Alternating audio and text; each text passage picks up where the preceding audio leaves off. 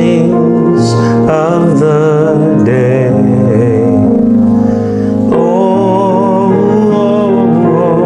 mother of my heart, thank you for the blessings of the day. Oh, mother of my heart, thank you for the blessings of the day. Oh, mother of my heart, thank you for the blessings of the day.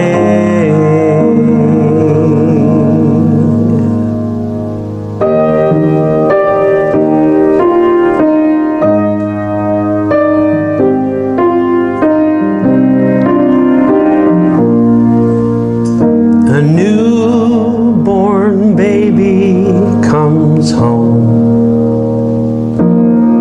to a world she's never known.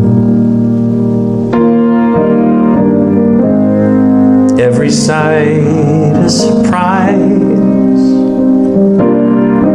every time she opens those eyes.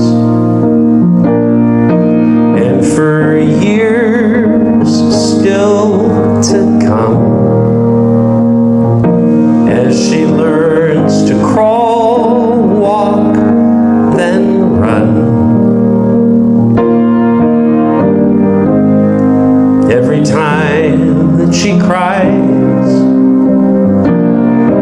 she's held till the hurt subsides.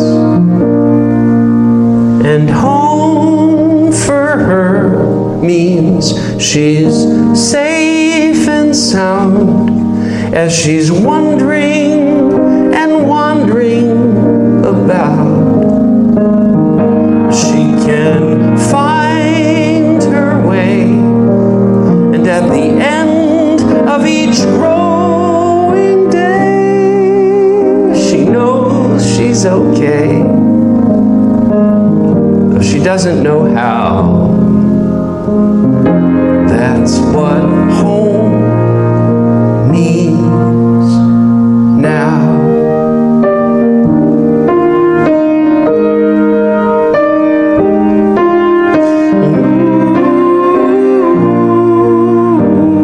A teenager learns to drive, and he's never felt so alive.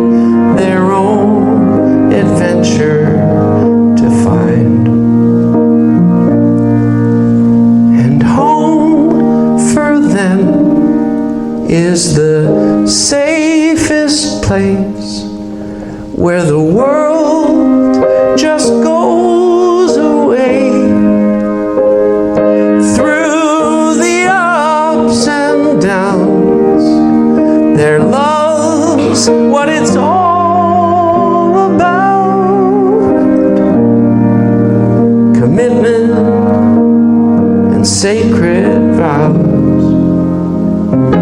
That's what home means now.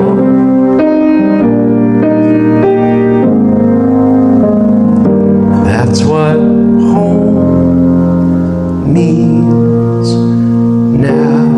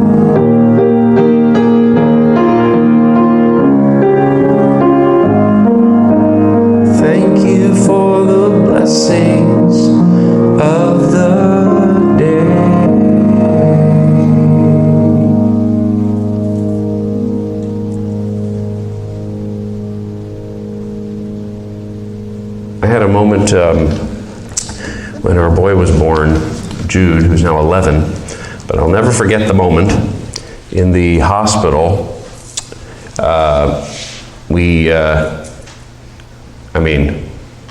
We didn't plan the day of his birth. You know, sometimes actually that's done, which always feels a little weird, but it's doable with C-sections and so on. You can actually schedule it. Ours wasn't scheduled. She went into labor at 3 in the morning in December of 2011, and I wish I was joking when I said I've been tired ever since. But since that moment, the water broke and I've been exhausted ever since. I've been gaining weight, losing hair, and tired since that moment. Delightful, love that kid. Anyway, so we went to the hospital and she was in labor a long time. Actually some people are in labor for days. She was not in labor like that. She was in labor for the next 20 hours, right, without baby. And at some point, doctors watching things get a little nervous. Or maybe that's their predilection. Maybe that's their, presumption of extreme, caution. So they said, okay, we're done waiting. Time for a C-section, which meant heavy medication, God bless it, obviously, right? So we went into the operating room, and that meant that when our boy was actually, taking his first breaths, Melina was way under, right? It's not the same. I wouldn't wish the pain of childbirth on anybody. It just did mean, though, that she was heavily sedated and medicated. She was in surgery when she had the baby, right? So this little, sort of chicken-looking thing is handed to me. He already had more hair than me, by the way. Not in my ears. He couldn't compete there. But top of my head, no, he had me beat right away. And I figure he's going to take all my money. He might as well take all my hair too. And of course he's, instantaneously the prettiest thing I've ever seen. My wife is, mostly out, right? But the moment that I'll never forget, among all these other moments, of course, is after he, they made sure his lungs are clear and counted his toes and fingers, all 10, beautiful, wonderful. And then Melina was laying on the operating table, whatever, where they kept her for hours after that, I think, if I remember. And they laid Jude on her chest, right? So she's 94% asleep and doesn't remember the moment that I remember. But so they put Jude on her chest, and I'll go to this mic and keep talking and show you also. So what she did, they put Jude on the chest, and he was calm, he wasn't crying, and she just did this. She was almost completely out, and just did this on his back. I'll never forget it. I mean, I was amazed she could lift an arm. But there was an instant thing where she felt him and he felt her, and she didn't need to be awake to know. Do you know what I mean? So when I think of that moment, just broke my heart. It was so precious, so beautiful. And thankfully, I didn't have my cell phone to film it. You know what I mean? Because how annoying would it have been to try to figure out a camera? Because it's etched in here and it's the only place it matters. I guess Melina would have wanted to see it, but she can imagine it. I have a picture a couple days later. It might be my favorite picture I've ever taken. One of my 3 or 4 favorite pictures. I don't like pictures of myself in general. This is a picture. I'm wearing a ratty, actually it's ratty now, then it was kind of new, a sweatshirt, no shirt, just a sweatshirt. We're in the hospital room, recovery the next day maybe, or 2 days at the most, and Jude is tucked into my sweatshirt, and I'm just holding him there. So I sometimes think of the feeling that a mother has for a baby when it's newborn. I think that's peak love. See, because here's the thing. If you've heard my songs before, and you've heard me talk before, which you have in this room anyway, first of all, I'm a smart ass and I can't help it. You also know, and I wouldn't presume you remember anything I've ever said, but you also know I'm pretty sentimental, that I'm the crier in the family and my wife is not. But you also know, hopefully, I'm kind of not a BSer. Like, I'm not going to get up here and talk about mom, that she's like an angel on earth. And that being said, maybe yours is, maybe you were or are. Got it. Happy for you, sincerely. But when I thought about the mothers, like just thinking of this is a real gift for me, by the way. Like when I say I'm looking forward to coming, I mean it. And singing songs is lovely. And then I get a chance to think about Mother's Day from a different perspective, because I'm thinking I want to say something for 20 minutes that's worth hearing. I don't want to squander some kind of opportunity. I don't know what the opportunity is until I'm talking. Do you know what I mean? But it really was an interesting experience to think about the mothers in my life, not just my own mother, grandmothers, but mothers of friends of mine. They're complicated stories. I mean, there's very few mothers with angels' wings. In fact, if I was to ask you honestly, if I just asked you, were you a perfect mother? Anybody hands gonna go up? Or if I ask you, did anybody have a perfect mother?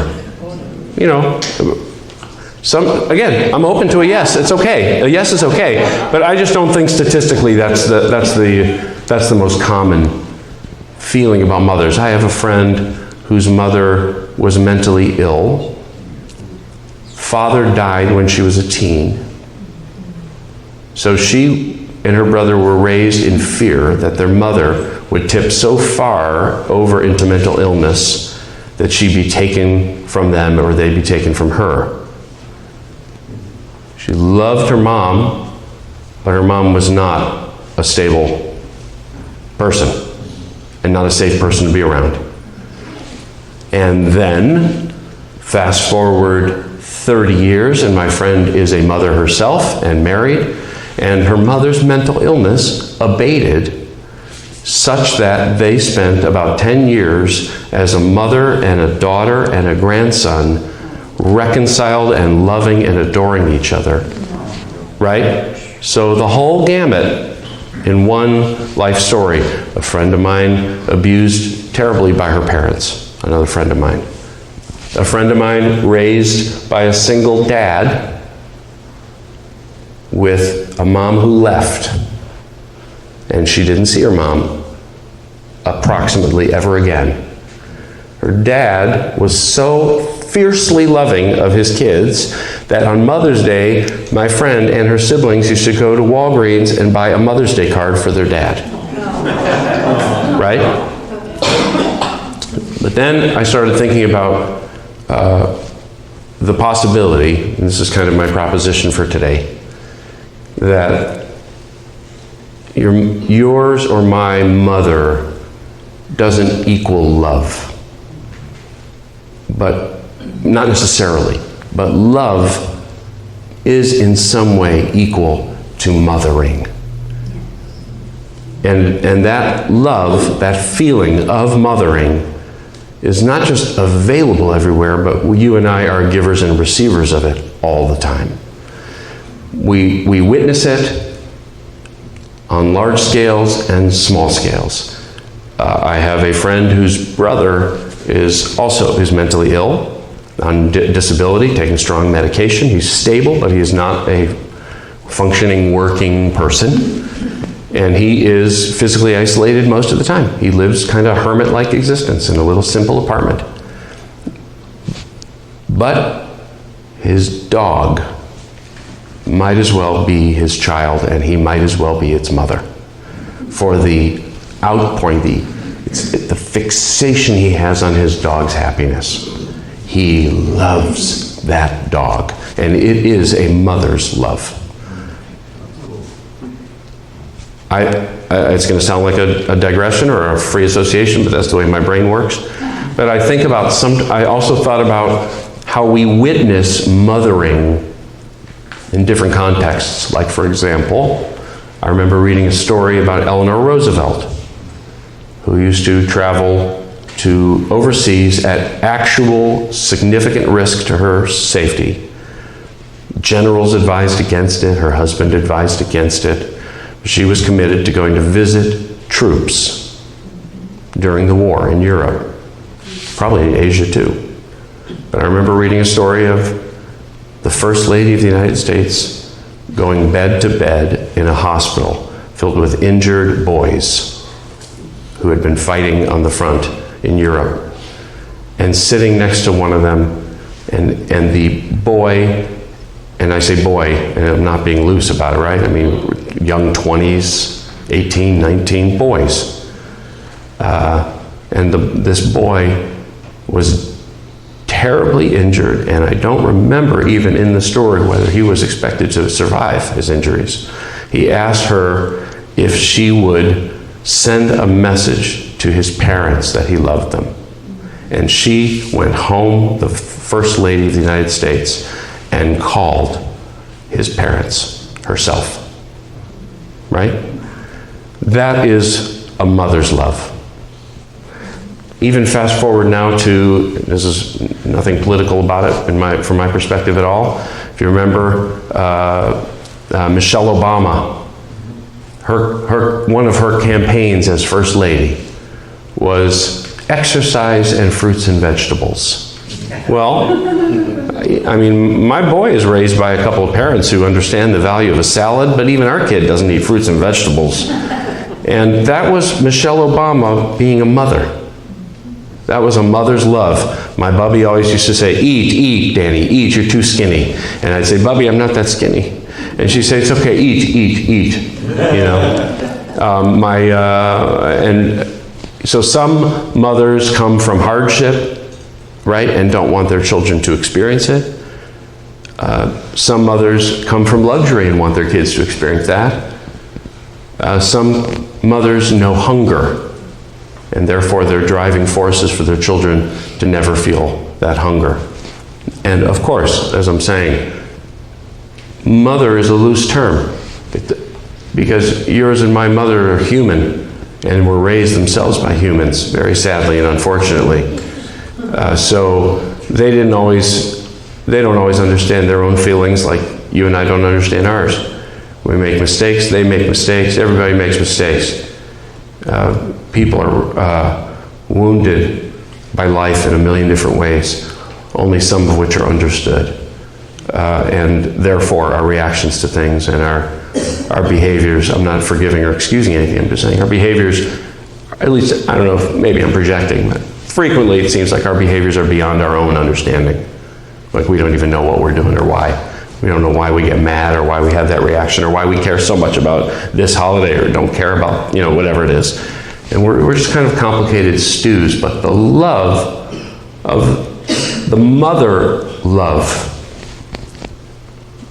we give it and receive it all the time. To pets, to children or grandchildren. I mean, how many people would say your grandkids, how many people would say if you have grandkids that your grandkids think you're nicer than your kids think you are? I mean, right? In other words, they don't need to be the mother to be a mother to you. My dad was a health nut, still is, really. I think he's loosened up a little bit about it, but not that much. He was ahead of his time in being a psycho on health food. Like we never had, psycho's a strong word, but we never ever had sweet cereal in our home. We never had soft drinks. We had a salad with every dinner. We didn't have sweet cereals. We didn't have candy.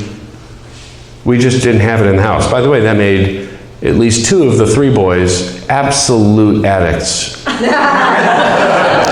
Myself included. Because, of course, as soon as we're out of his grasp, we're like, there's a 7-Eleven on every corner, and there are Slurpees in there, and candy bars, But when we would go sleep over at my bubby's house, my mom's mom, she knew what made the Nahmod boys happy. And she would buy if we were sleeping over 3 nights, let's say, or 2 nights in her house, she would buy a box of Fruit Loops for each night.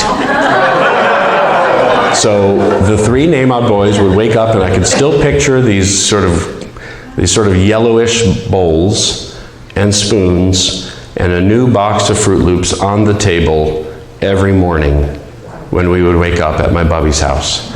And the 3 boys, there was nothing left from that box by the time breakfast was over, and I can't even imagine how crazy we would get from the sugar in there. Although sugar's a little different now, food coloring's a little different, we might not have gone so nuts then. But I'm thinking there was a burst of energy from 3 young boys.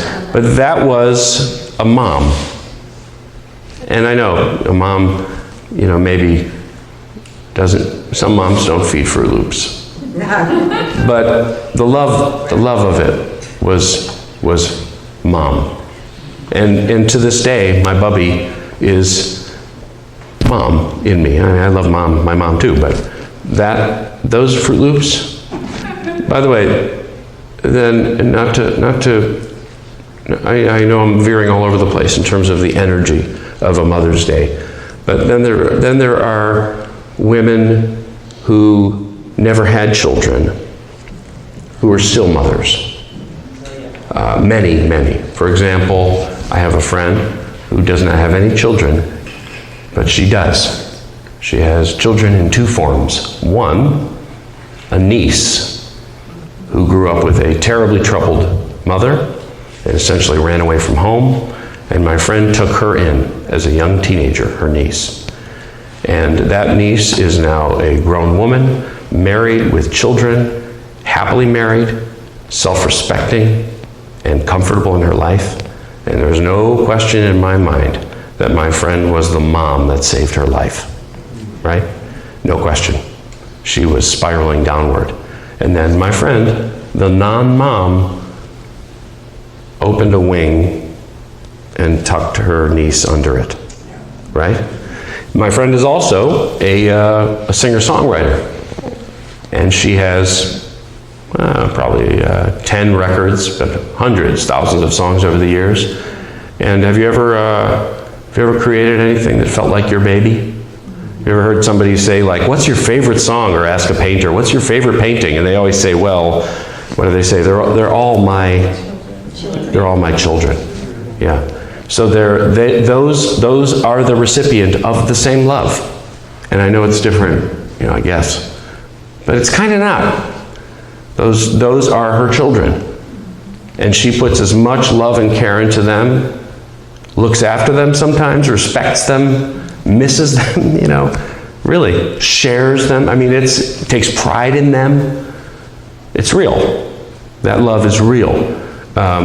Melina and I went to the Bowers Museum in Orange County once and saw Fabergé eggs. They had a display of a few Fabergé eggs, which, if you don't know, these are jewel encrusted gold and silver, and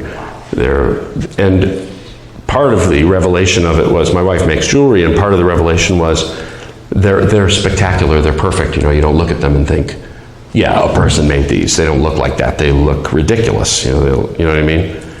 But part of the revelation was that each one of them took a master craftsperson years to make. Each one was years of one brilliant, genius-level craftsperson's work. One egg for years. And we're looking at it, we're like, of course they took years. That was like a relief, if you think of, because you look at a masterpiece and you think, I can't do that. Actually, maybe you could, if you took 10 years to do it. If you took that much care, and they did, they were getting paid to, it was royalty and so on. I believe it was probably the Russian Empire at the time that paid for them. And apparently the budget was limitless, and they couldn't walk away. So yeah, they are masterpieces. But can you imagine how you'd feel about the Fabergé egg you spent your 30s making? It's your baby. It's absolutely priceless. Priceless, right? If you walked with it, you'd cradle it. You would never just put it down.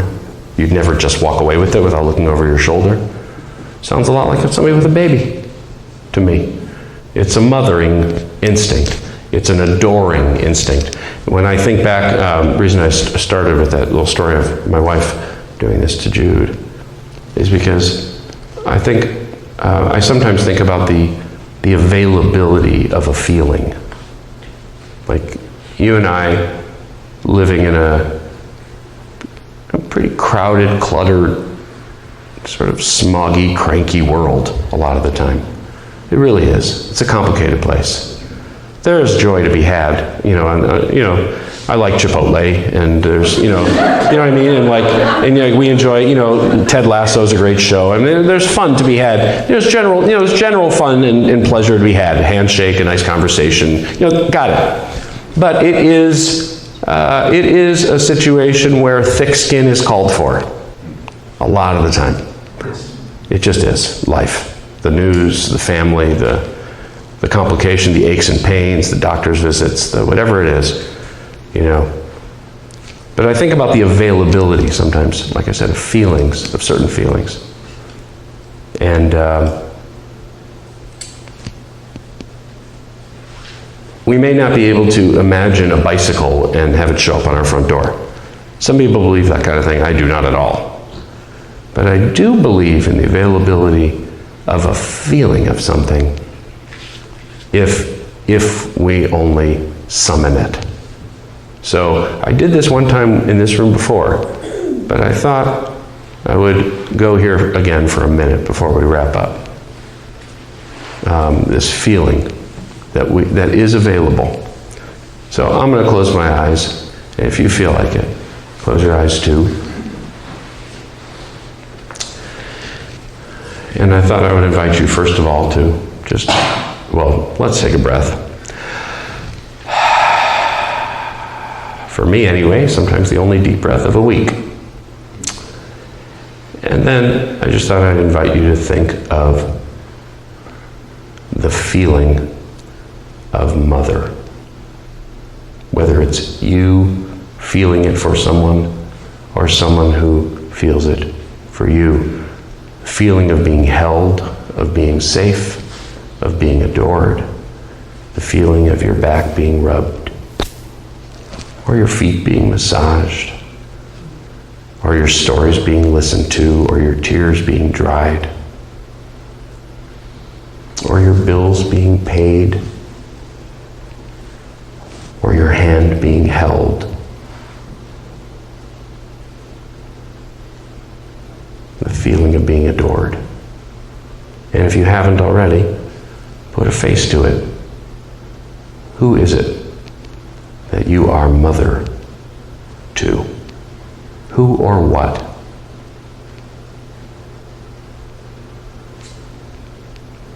And who is it who loves you that way as a mother to a newborn baby? Who loves you that way?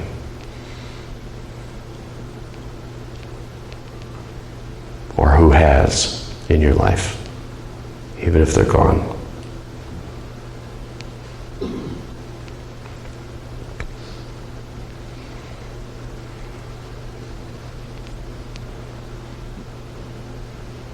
And just as an experiment, in case the answer is interesting to you, who is it who you might mother just a bit more than you do?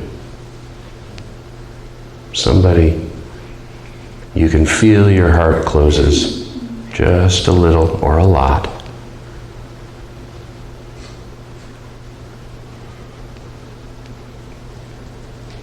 Somebody who a hug or a handshake or a kind word or a text or a phone call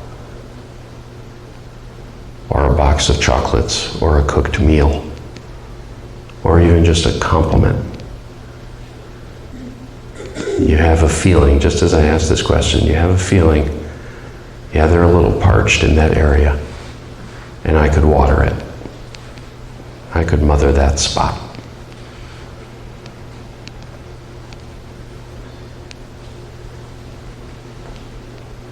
It's not meant as a homework assignment, it's just a thought.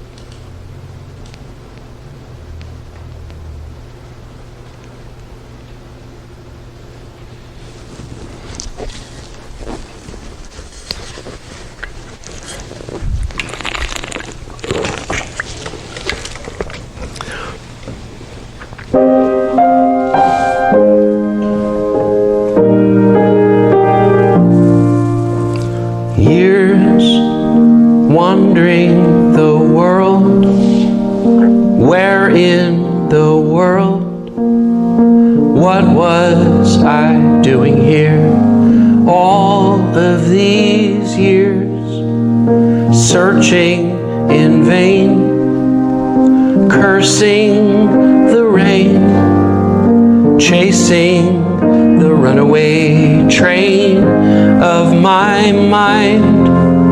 It never went quietly, but this time I feel myself silently praising the day I found my way home, home to a place where I've always belonged all the way. From lost and alone, from hopelessly gone, I am the prodigal son. I don't know what I did to deserve such a gift as the day I found my way home.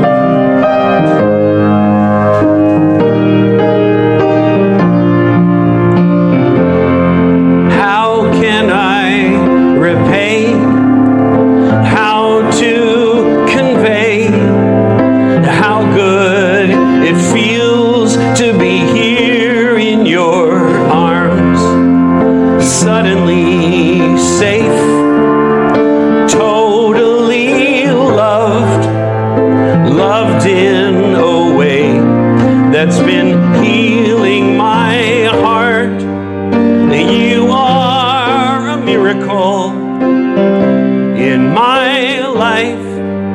I've never been so grateful as the day I found my way home, home to a place where I've always belonged all the way. From lost and alone, from hopelessly gone, I am the prodigal son. I don't know what I did to deserve such a gift as the day I found my way home.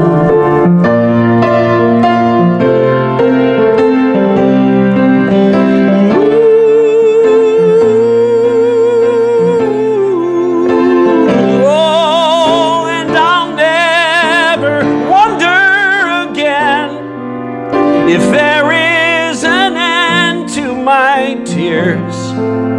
The answer is here. Since the day I found my way home to a place where I've always belonged all the way. From lost and alone, from hopelessly gone, I am the prodigal son. I don't know what I did to deserve such a gift as the day I found my way home, as the day I found my